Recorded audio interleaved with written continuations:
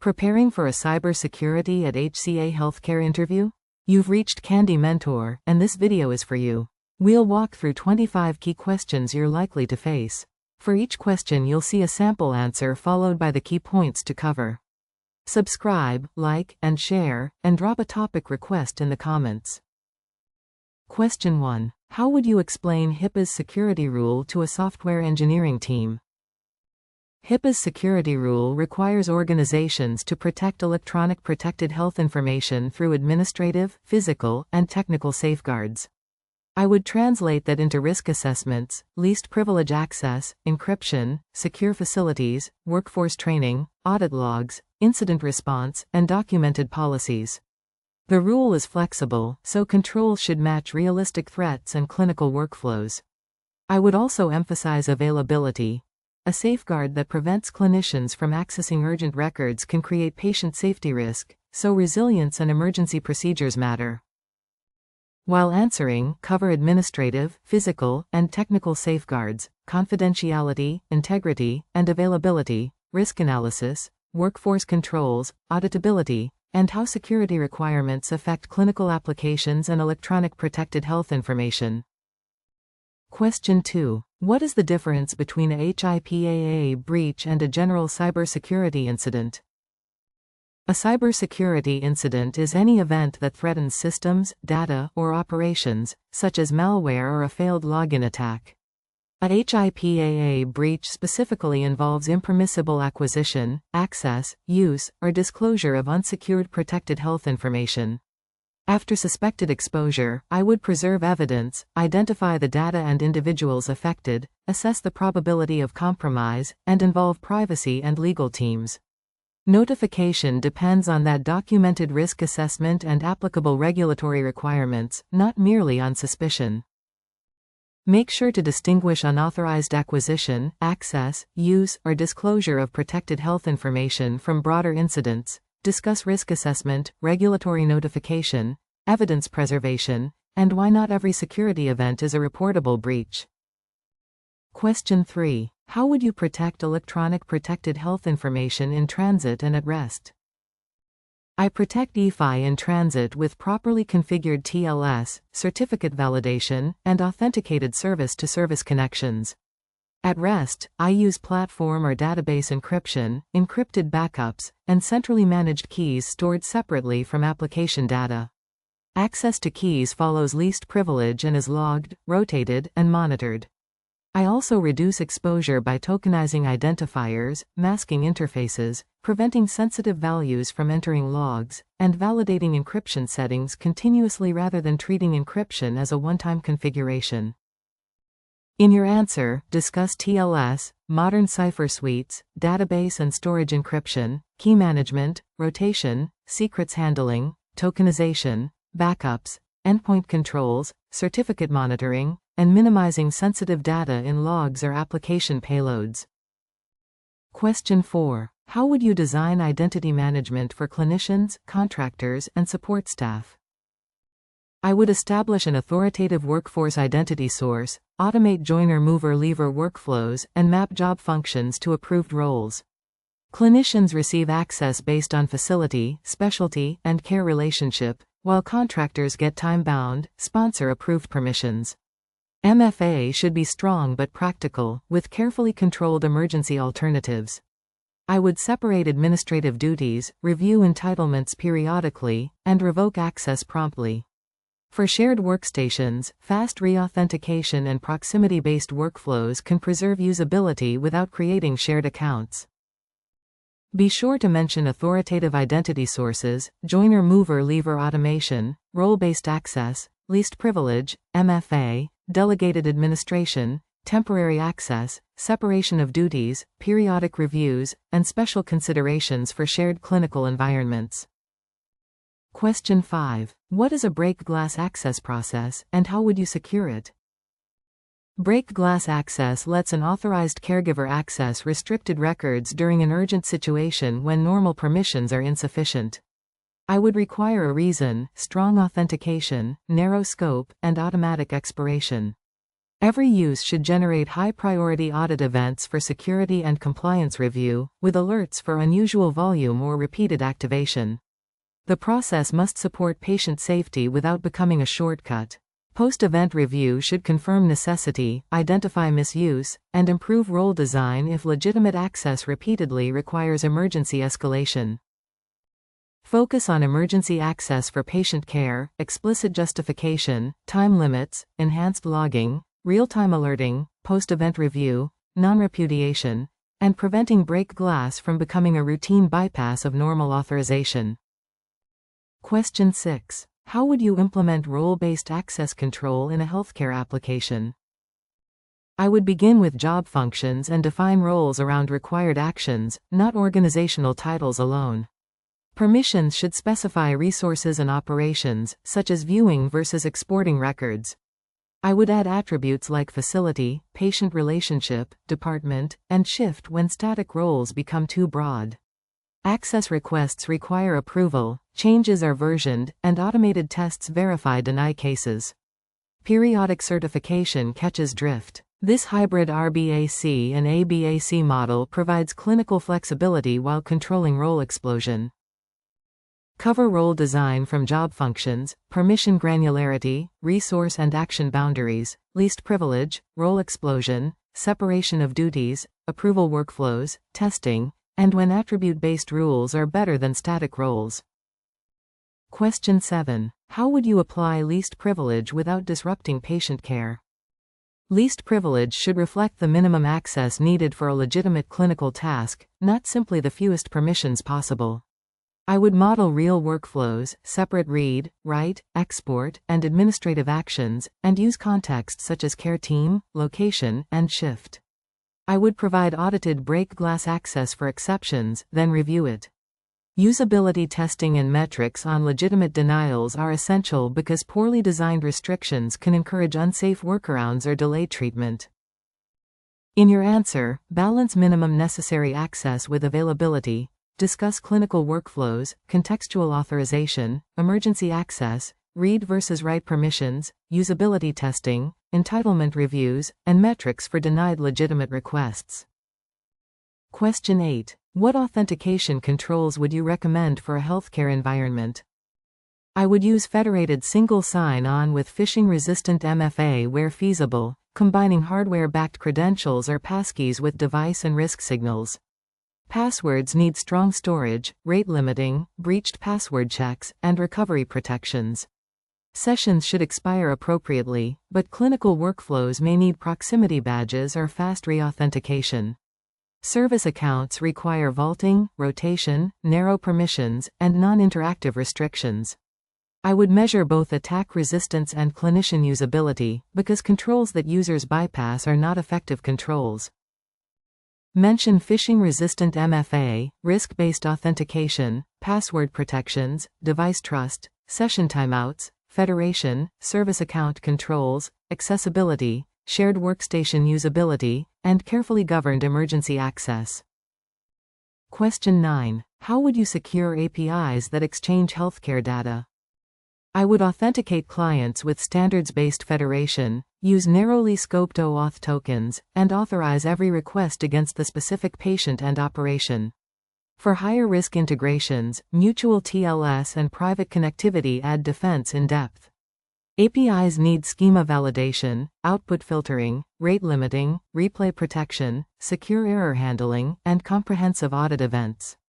For FHIR interfaces, I would enforce resource-level permissions and consent rules. Threat modeling should cover injection, broken object authorization, token theft, and abusive bulk exports. Discuss strong authentication, OAuth scopes, mutual TLS where appropriate, authorization per resource, input validation, rate limits, schema validation, consent, audit trails, FHIR considerations, and protection against replay and injection attacks. Question 10. How would you secure a FHIR-based interoperability platform? For a FHIR platform, I would use SMART on FHIR patterns with OAuth authorization, explicit user and patient context, and scopes limited to required resources and actions. The authorization layer must verify both the caller and the patient's relationship, not just the token. I would validate resources, isolate tenants, control bulk exports, record immutable audit events, and honor consent and purpose limitations. Interoperability is valuable, but convenience cannot justify returning an entire chart when a few resources are sufficient. Be sure to cover SMART on FHIR, OAuth scopes, patient and user context, consent, resource level authorization, tenant isolation, audit events, bulk data controls, validation, and interoperability without overexposing clinical information. Question 11. What should a SIEM monitor in a healthcare organization? A healthcare SIEM should ingest identity events, MFA changes, privilege grants, endpoint alerts, network flows, API calls, database access, cloud activity, and application audit records. Useful detections include unusual record volume, access outside a worker's normal context, impossible travel, repeated break glass use, mass exports, and disabled logging. I would minimize EFI and logs, protect log integrity, synchronize time, define retention, and route high-confidence alerts to responders with enough context to act quickly. Focus on identity, endpoint, network, application, database, and cloud telemetry. Correlate access anomalies. Detect mass exports and privilege changes. Preserve retention. Protect log integrity, and avoid exposing unnecessary health information in security logs. Question 12. How would you investigate suspected inappropriate access to patient records? I would first preserve relevant application, identity, database, and endpoint logs, then confirm which account accessed which records, when, from where, and through what action. I would compare access with the user's role, assigned patients, work schedule, and documented purpose. I would determine whether data was viewed, changed, or exported, while coordinating carefully with privacy, compliance, HR, and legal teams. The investigation should end with documented findings, containment, notification analysis, and control improvements. Explain triage, identity verification, access log correlation, legitimate care context analysis, data scope, interview and HR coordination, evidence preservation, privacy assessment, and documented corrective actions. Question 13. Describe how you would respond to ransomware affecting hospital operations. My first priority is patient safety and safe clinical operations. I would activate Incident Command, isolate affected systems without destroying evidence, switch to rehearsed downtime procedures, and protect critical devices and backups. Security, infrastructure, clinical leadership, legal, communications, and law enforcement need coordinated updates. Recovery should proceed from verified clean, immutable backups, prioritizing identity, emergency care, medications, and core records. Afterward, I would conduct root cause analysis, validate restoration, and improve segmentation and recovery exercises. Mention Incident Command, patient safety prioritization, isolation, downtime procedures, immutable backups, evidence preservation, recovery sequencing, communications, law enforcement coordination, and lessons learned without relying solely on ransom decisions. Question 14. How would you segment a hospital network and medical device environment? I would segment clinical applications, medical devices, administrative endpoints, guest access, data services, and privilege management into separate trust zones. Firewalls and identity-aware policies would permit only documented flows, while network access control validates devices where possible. Vendor maintenance would use time-bound, monitored access through controlled jump hosts. Legacy devices may not support agents or modern authentication, so compensating controls include isolation, allo lists, and enhanced monitoring.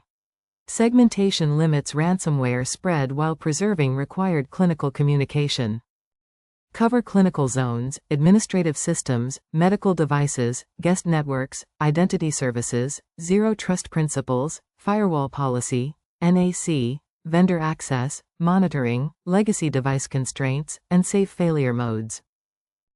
Question 15. How would you secure medical devices that cannot support modern security agents? I would maintain an accurate inventory with ownership, software versions, clinical purpose, and support status.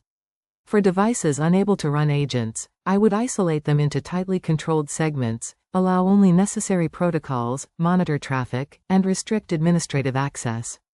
Vulnerabilities should be coordinated with manufacturers and clinical engineering, with compensating controls documented when patches are unavailable. Any change requires safety validation and maintenance planning. The goal is risk reduction without creating a patient care hazard. Discuss inventory, manufacturer support, risk classification, network isolation, allo listing, compensating controls, vulnerability coordination, maintenance windows, monitoring, and safety validation before making disruptive changes. Question 16. What are the main security risks of third-party healthcare vendors? Third parties can introduce compromised software, weak remote access, excessive data handling, or delayed breach notification. I would assess them based on data sensitivity, connectivity, privilege, and clinical criticality, then require appropriate contracts and business associate obligations. Controls include MFA, time-limited vendor access, session monitoring, network restrictions, secure development evidence, notification timelines, and tested exit plans. Vendor risk is continuous. Access, certifications, vulnerabilities, and incident history should be reviewed periodically rather than only during procurement. Mention business associate obligations, supply chain risk, privileged remote access, data minimization, due diligence, security clauses, vulnerability disclosure, monitoring, incident notification, and periodic reassessment of vendor access. Question 17. How would you build a secure software development lifecycle for healthcare applications?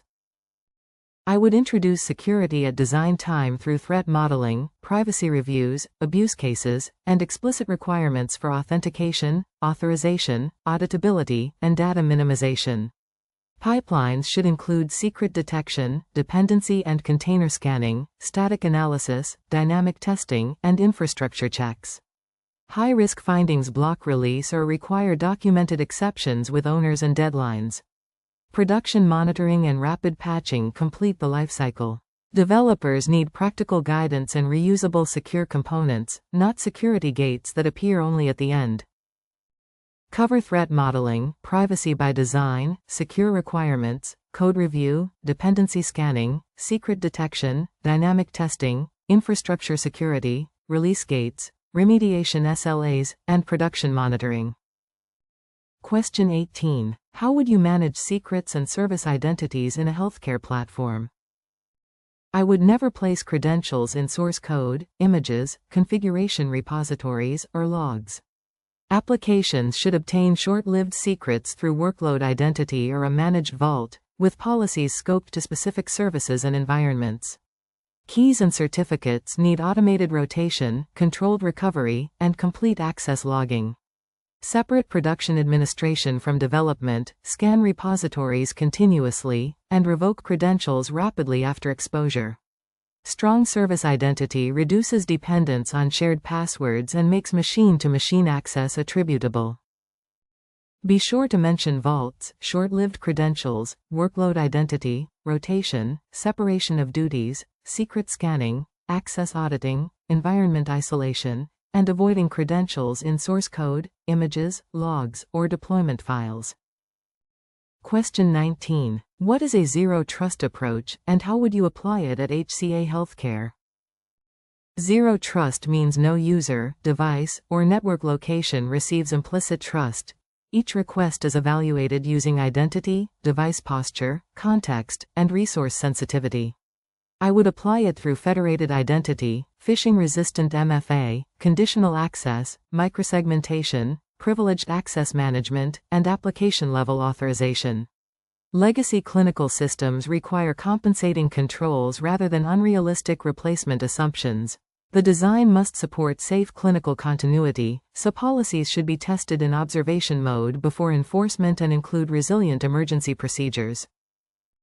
Explain verify explicitly, least privilege, assume breach, continuous evaluation, identity and device signals, microsegmentation, application-level authorization, legacy constraints, and preserving reliable access for clinical operations.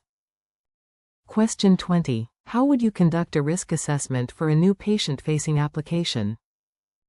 I would inventory data flows, interfaces, users, vendors, devices, and storage locations, then classify EFI and identify trust boundaries.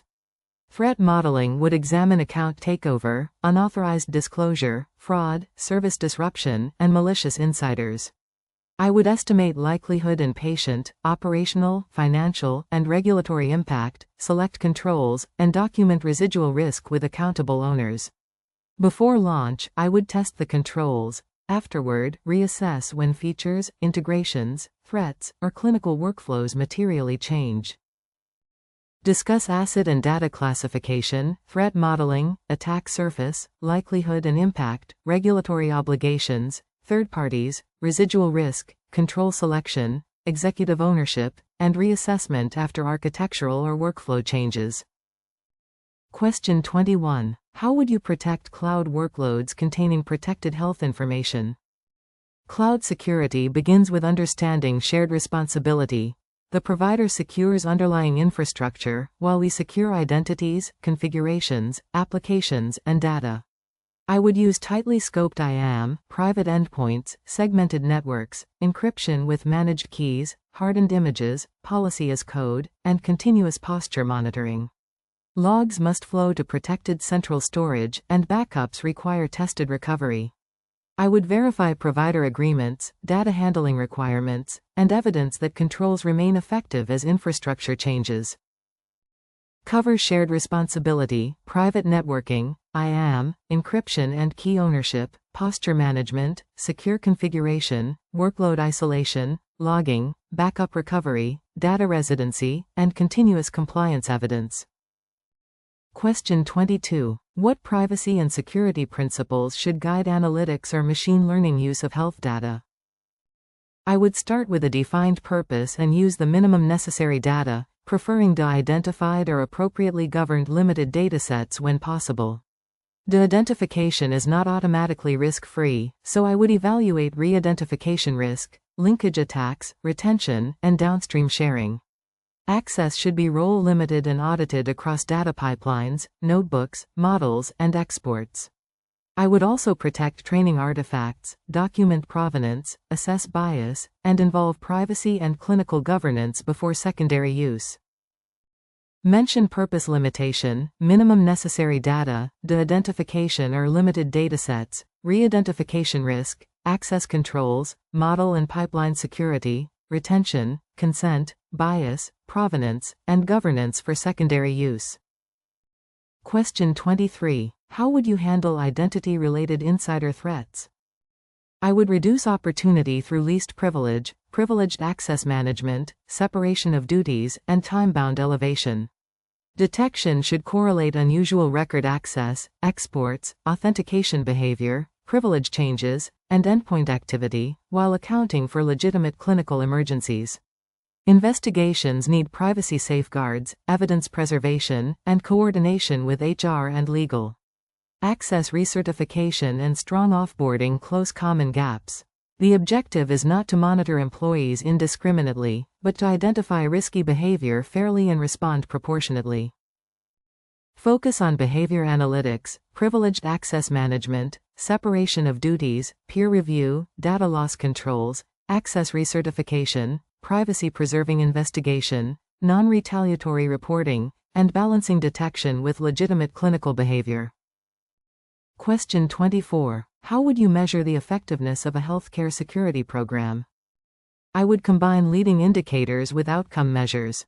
Examples include privileged account MFA coverage, percentage of assets inventoried, critical vulnerability remediation age, access review completion, mean time to detect and contain, phishing-resistant authentication adoption, and successful recovery test results. I would also track inappropriate access findings, audit exceptions, and clinical availability during incidents. Metrics should expose risk trends and control effectiveness, not reward superficial activity. Each important measure needs an owner, target, and defined corrective action.